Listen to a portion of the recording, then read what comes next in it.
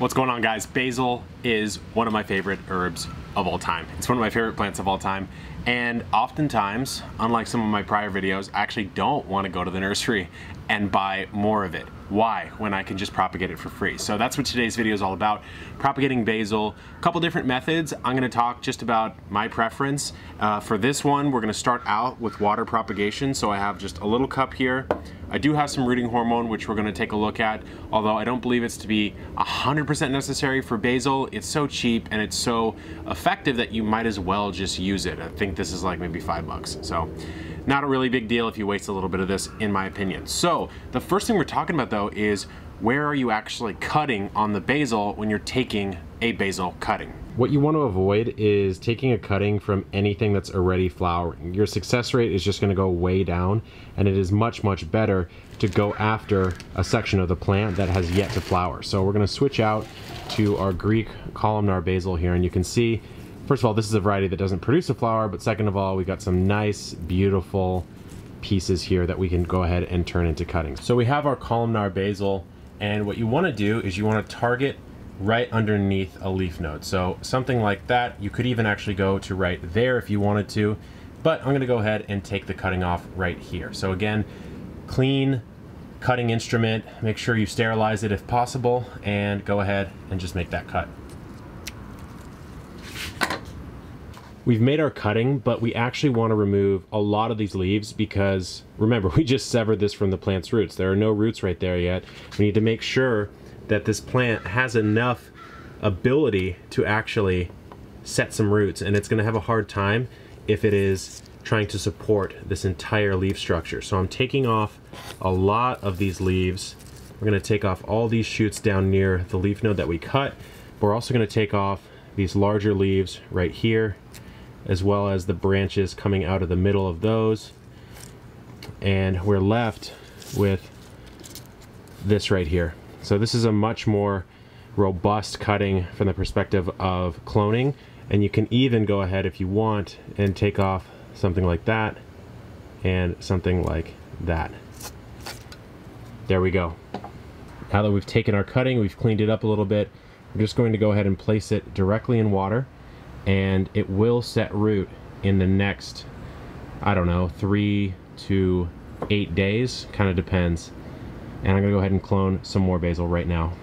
Okay, our basil number 1 has been propagated, or at least it's in the water yet. It still has to get propagated, but I'm gonna let this one go. Too many flowering, so we can't really do that one. But this dark opal basil is looking really healthy, so I am excited to make a few more of it. Now, what I like to do is I just come through and I get a little ruthless with it.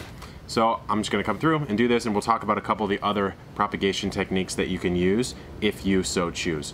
So first of all, you're going to want to avoid any sort of diseased branches. If they're a little diseased, I find that just less likely that they're going to propagate well. So try to avoid that if you can.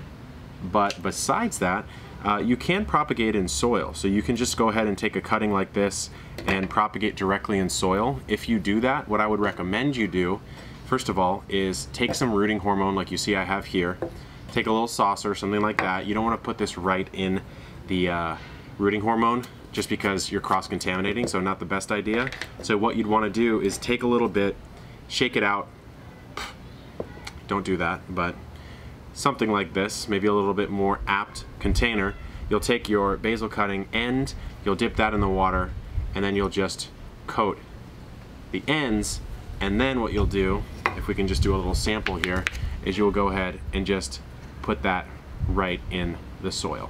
And in fact, I might just leave that one there just to see how that one does, but that's a really good way to root directly in soil. Then you don't have to worry about rooting in water and then waiting for it to set root before you then transplant into soil.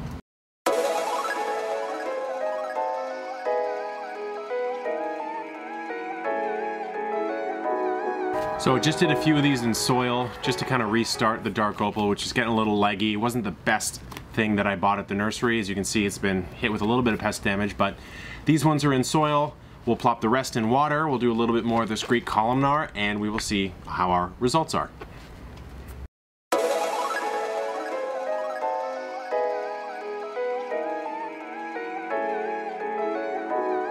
Remember not to waste your basil trimmings because that is some good eats right there. It has been about 8 days, 9 days. Basil can sometimes take a little bit of time. And we've got roots, ladies and gentlemen. We've got it on all of them, plus the ones in the soil. Some of them died because I actually forgot to water it a couple days, which is sometimes why I don't like propagating in soil, because you have to manage the water. If you're water propagating, obviously you don't. You just have to fill it up and change it out every now and then. But 2 of the dark opals did well in the soil.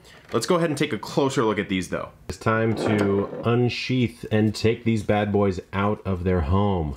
It's time to put them in a new home, right? So, take a look.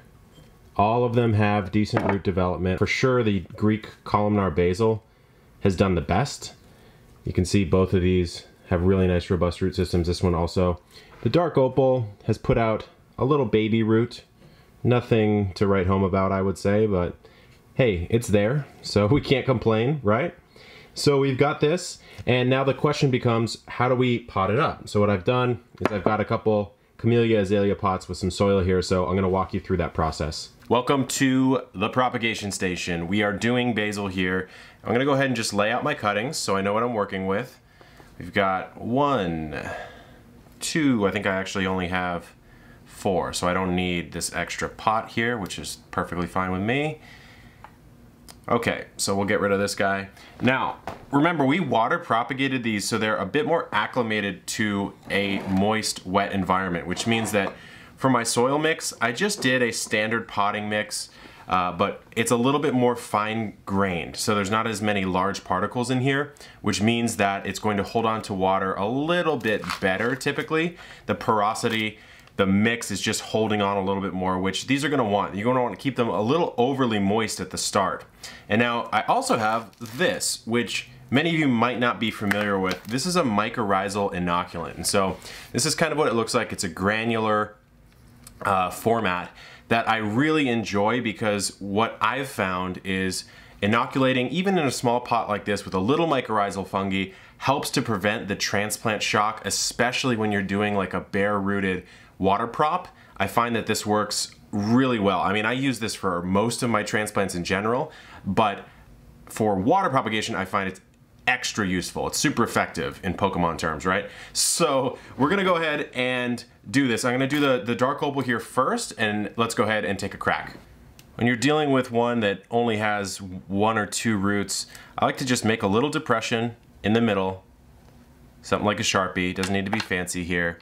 We'll sprinkle just a little bit of that mycorrhizal inoculant down in there. And you don't need to worry about burning your plants, because this actually needs root contact in order to do well. So now that I have it in there, I will try not to bury it super deep, and we're gonna go ahead and just close that hole up right around our transplant. We'll compress it just slightly because we don't want it to be too loose moving around in there. We want it to be nice and tight, and I'm actually just going to use, I already moistened the soil, but I'm just going to use a tiny little bit of our propagated water to give that a nice little settle. And we're done with that one, so let's move on. The Greek columnar basils, as you can see, are a bit more robust, and they have roots coming out to about here or so, which means at the very least we need to bury them that deep, which is, you know, that's quite a bit of space, maybe 2.5 inches. So I'm gonna make a bit of a larger hole. We'll bore down a little deeper into this, the mantle of this this pot here. If we're thinking about it as like an Earth's crust, I don't know why I'm thinking that, but maybe I am just in geology mode today. Okay, we're gonna go ahead and, did I sprinkle? I did, right? Let's just make sure, give it a little bit more. Let's go ahead, put it in there, and close it up.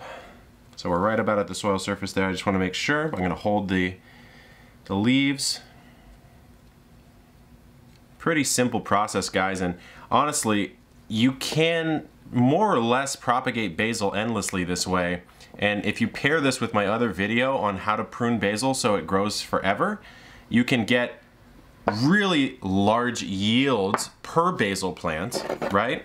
And of those yields, when you're pruning, you can create new basils, because eventually all basil plants will start to bolt so often and so vigorously that it doesn't make sense to keep hard pruning them, unless you're growing like a holy basil or one of these more perennialized basil varieties. But, you know, This is what I find to be the easiest way. You can buy rarer varieties of basil once, and then once you're done buying them, you just propagate them ad infinitum, right? Just into infinity.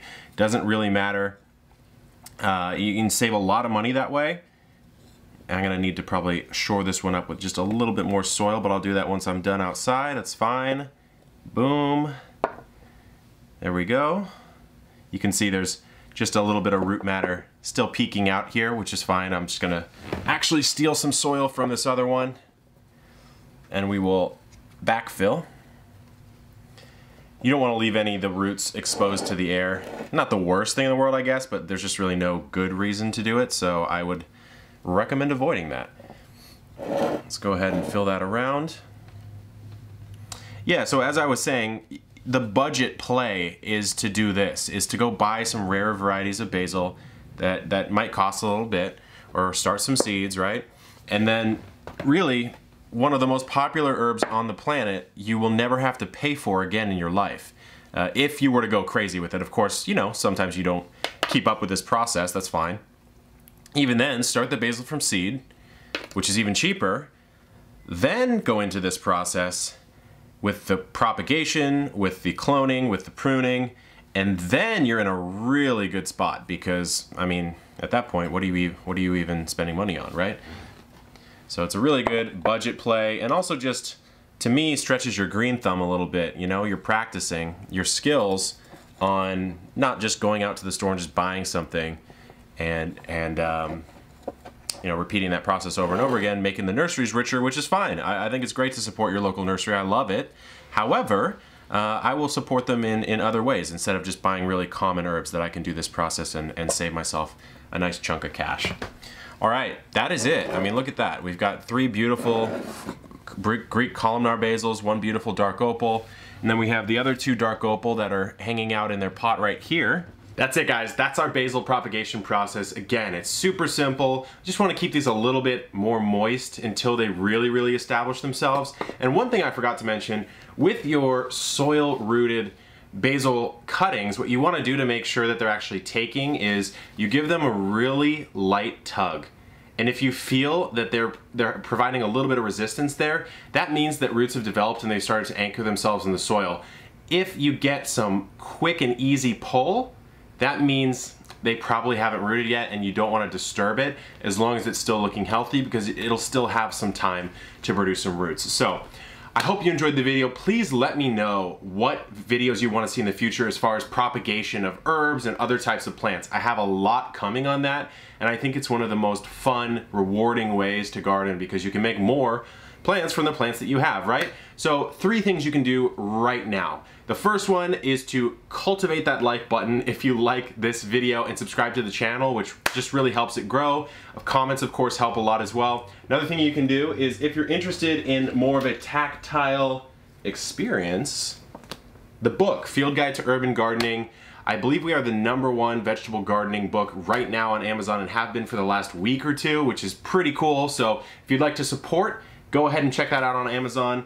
And then finally, if you want more quick hit, quick bite type of gardening information, I have that on my Instagram, where I throw my stories up all the time. I do giveaways, I do videos. I'm actually probably the most active on Instagram, so check me out there if you want to. And then finally, look at this, the 100,000 subscriber. I gotta take this off the wall for you guys. Oh my God. Look at that. Thanks to all of you. You know, I started this channel in 2013 as a hobby and went through many different changes in my life, both business and personal, and 2016 onwards, I've been doing epic gardening full time. And so this milestone, I'm not one for awards, I'm not really one for like fake achievements and things like that, but this one actually really meant something to me, and I just have all of you to thank for supporting me throughout these years and actually hitting this 100,000 subscriber milestone. So I thank you so much for that, and until next time, good luck in the garden, keep propagating, and I'll see you on the next one.